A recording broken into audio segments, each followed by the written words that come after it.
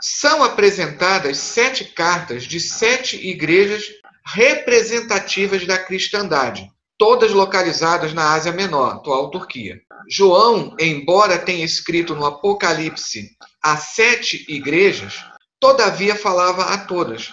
Essa declaração que nós encontramos no cânon muratoriano é um dos testemunhos mais antigos que nós temos da lista canônica dos livros do Novo Testamento, e ele traz uma explicação de cada livro. E justamente quando chega no Apocalipse, ele dá essa explicação, mostrando então que foram escolhidas 7 igrejas para representar toda a cristandade. O número 7 tem um forte simbolismo em todo o livro de Apocalipse. Então você tem 7 trombetas, 7 taças da ira, 7 selos e assim por diante. É um simbolismo muito forte dentro do livro. Começando, então, pela capital, aqui era então a capital da Ásia Menor, segue-se um movimento em sentido horário. É interessante, por que escolheram essas 7 cidades, ou essas 7 igrejas? Éfeso fica fácil entender. As outras, você não tem um motivo claro. Agora, é interessante que Tiatira, que ocupa a parte central, ela é a cidade da qual era proveniente aquela vendedora de púrpura, que é a primeira vez que Paulo prega dentro da Europa.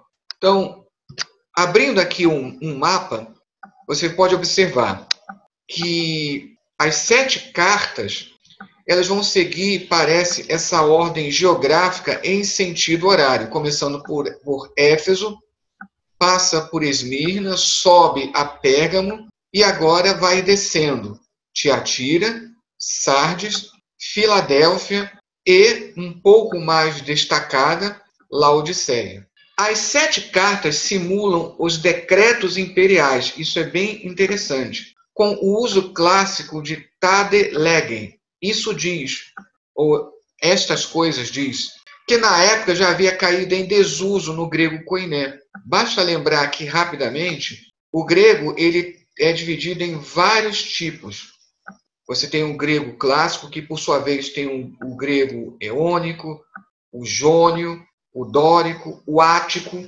Geralmente, quando se fala de grego clássico, se pensa mais no grego ático, que era o grego falado em Atenas. E como a maioria dos pensadores, filósofos, eram de Atenas, então por isso que o grego ático ele ficou mais associado ao grego clássico. Mas, por exemplo, as obras de Homero, as famosas obras de Homero, a Ilíada e a Odisseia, não foram escritas no grego ático, e sim nos outros tipos de grego. E a partir das conquistas de Alexandre, você tem esse grego popular, que é o grego koiné. Esse é o grego falado na época de Jesus. E foi nele que se escreveu o Novo Testamento. Então, Tade Legem era uma forma considerada já antiga na época. E chama atenção porque o Apocalipse foi escrito no grego koiné o mais simplório possível. É um grego bem simples. Agora, as cartas acrescentam, e esse uso de Tade Legem, ele não se repete no Novo Testamento. O que você tem é que em algumas passagens da Septuaginta, que é a tradução do Antigo Testamento para o grego, em algumas passagens aparece Tade Legem, mas no Novo Testamento não. Além desse elemento que torna você não tem nenhuma carta escrita dessa forma, existem outros elementos em comum entre as 7 cartas, que não são encontrados à luz, não são encontrados em nenhum outro lugar, seja na literatura bíblica ou extrabíblica. Isso é um detalhe curioso. O fato de que as cartas são direcionadas a anjos de uma igreja tal. A ordem para escrever. O uso da fórmula imperial Tade Legem. Isso diz. Então você encontra em decretos imperiais. Encontra em algumas passagens da Septuaginta, mas não num contexto de carta, como está aqui. As declarações do Cristo exaltado. Conheço. Aqui você tem algumas cartas, né, seculares que começavam também, conheço, coisa tal, mas da maneira como começa aqui é exclusivo aqui dessas cartas no Apocalipse. A fórmula de proclamação, quem tem ouvidos, vamos ver mais à frente que ela tem um contexto de algumas passagens dos evangelhos, mas não num contexto de carta. E a promessa ao vencedor. Além do aparente arranjo geográfico, ainda encontra-se um arranjo literário. Aqui já começamos a ver a questão da chamada análise retórica. A análise retórica analisa como você tem uma estruturação, repetição de um padrão de palavras, etc. e tal. Como se fosse um candelabro, há uma posição central ocupada pela carta a Tiatira, que é a mais longa de todas, que separa, então, dois grupos de três. E em cada grupo, a posição central é ocupada por cartas a igrejas que não recebem repreensões. É justamente Esmirna, lá no capítulo 2, versículo 8 ao 11, e a igreja de Filadélfia, lá no capítulo 3, no versículo 7 ao 13. Além disso, percebe-se elementos em comum entre a primeira carta do primeiro grupo, a Éfeso, que é a carta que nós estaremos estudando em pormenores, e a primeira carta do segundo grupo, a Sardes, lá no início do capítulo 3. Da mesma forma, haverá também elementos em comum entre a última carta do primeiro grupo, a Pérgamo, e a última do segundo grupo, a Laodiceia. Então você percebe esse padrão. Tiatira divide em dois grupos. A primeira carta do primeiro grupo tem correspondência com a primeira do segundo. A segunda carta, que é a central do primeiro grupo, tem correspondência com a segunda carta do segundo grupo. E a terceira carta do primeiro grupo tem uma equivalência com a carta do segundo grupo. Entre as cartas a Éfeso e a Sardes, quais são os elementos comuns? A menção de 7 estrelas, capítulo 2, versículo 1 e 3, 1. A menção de lembra-te e arrepende-te, e a menção a tens contudo. Existe ainda correspondência com a última carta desse primeiro grupo. Entre as cartas a Éfeso e a Pérgamo, tenho, porém, contra ti, e a menção aos nicolaítas.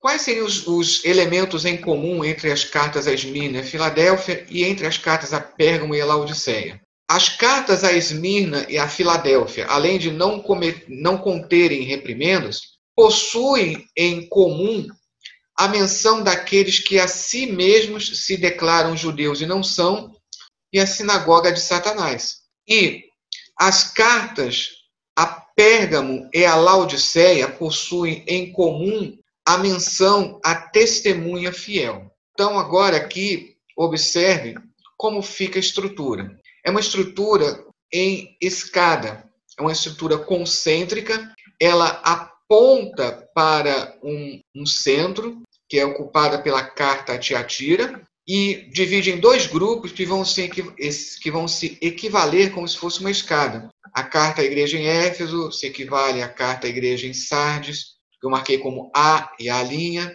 A carta à igreja em Esmirna, B, equivale à carta à igreja em Filadélfia, B'.